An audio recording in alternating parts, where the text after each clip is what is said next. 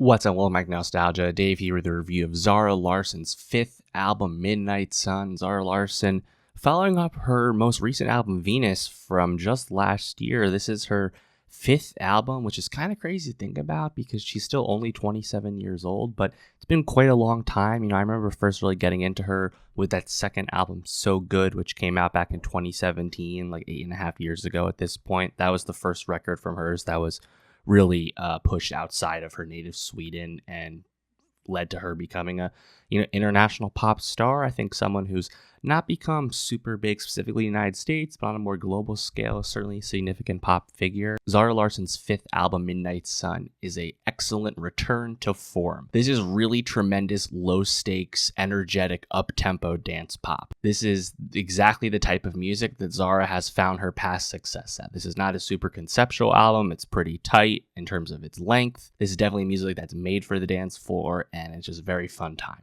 I found this an absolute blast to listen to. I think the production is very propulsive the entire time.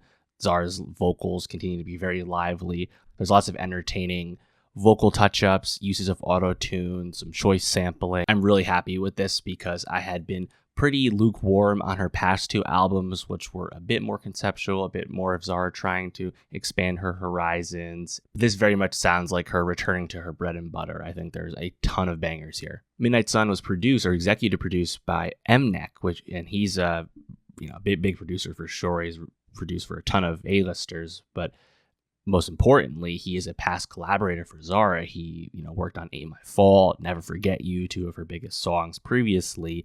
And now he's back with this. And again, I think this album is really, really successful. I think almost every song has something to really appreciate about it, And I think about Venus from last year, I think it's pretty telling that we didn't wait too long to get something like Midnight Sun, right? I think Venus was well-intentioned, but just pretty up and down in terms of its effectiveness as Zara trying to make more, there's a lot of ballads on there. There's a lot of trying to be, I don't want to be as, crass enough to say like more artistic. I think there's still plenty of art in the type of music that she's making here. But I think this is just a much more successful use of her talents, frankly, and also very much in line with her biggest successes to date. Look no further than her biggest track, Lush Life. Lush Life sounds like Midnight Sun. And I think that there's no coincidence there. Right off the bat with that title track, you have a really great drum tempo here, and I think Zara's vocals sound very nice on those verses specifically. The chorus itself, you're getting this like echoing along the notes, but still riding those drums. Very reminiscent of her early stuff. I think that vibe absolutely continues throughout the track list here. Blue Moon starts off a bit more stripped down, but then it picks up and gives you another propulsive drum tempo. A lot of these choruses throughout this track list are sparser. There's just not a ton of vocals on them, but the production's still very big. In lieu of dance breaks in general, I think it's definitely a dance floor type record. Very production forward choruses more often than not. Pretty Ugly, I think it's a highlight for me for sure. You get the start of like an actual switch up sonically, but then that Get Messy hook I think is really tremendous with that loud like chanty chorus. The second verse, you get these addition of more auto-tune layers, which sound really good. I love that vocal breakdown at the end of the track. And lyrically, it's pretty explicit, very like Sabrina Carpenter-esque. Zara, talking about, stealing someone's man and talking about, bedroom escapades with little left to be imagined, honestly. It's fun. It's enjoyable. And that continues with Girls, Girls, which production-wise I think is a bit more like drum and bass. Definitely one of my favorites here. I love the vocal effects you get as well.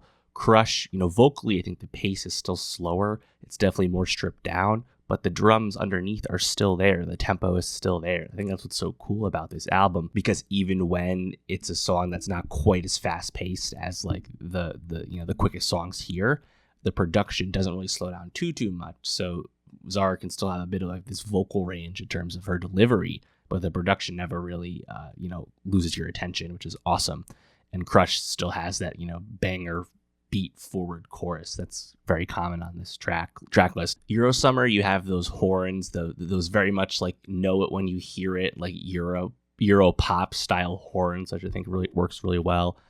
Hot and Sexy. I love the Tiffany Pollard sample from the 2016 iteration of Celebrity Big Brother UK. Obviously, I had to look that up, but I think that the use of that sample in and of itself is like very Eurodance. I love these electro drums. Think like Medusa, think Rehab, or I think that style of DJ. And the chorus is excellent, very sticky. Probably my favorite song here. I think this is great. This is up there for my favorite Zara Larsson song, straight up.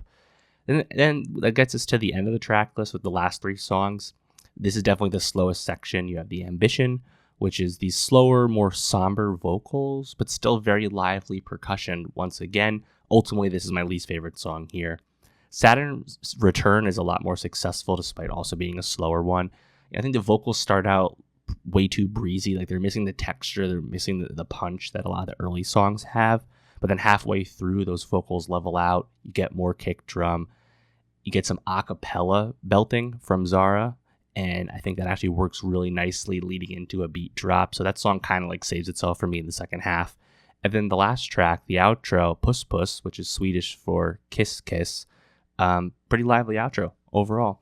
So I think this is a great like return to form. You know, I think between Poster Girl and Venus, the last 2 albums, was kind of like a downward trend. You know, kind of hinted in deer with Venus here. This is a big step forward. I think this is a big return to the sounds of So Good with Midnight Sun. I think this is really exciting to like reestablish herself as this kind of dance pop force. Is she as creative as Charli XCX? Of course not. Is she as, I think, broadly like pop leaning and pop appealing as say like Dua Lipa is with her style of dance pop? Also no. But I think there's a huge place for this because this is definitely like club leaning, but still it's low stakes, right? Lyrically, it's not too dense, it's not too ambitious, but I think just the productions is really successful across the board here. And I think Zara's right at home on this side of thing. So I'm very happy with this one. Let me know, though, what'd you think of Zara Larsson's 5th album, Midnight Sun? Do you agree it's a return to form? Let me know what your favorite song was. And for more music reviews, subscribe. And I'll see you next time.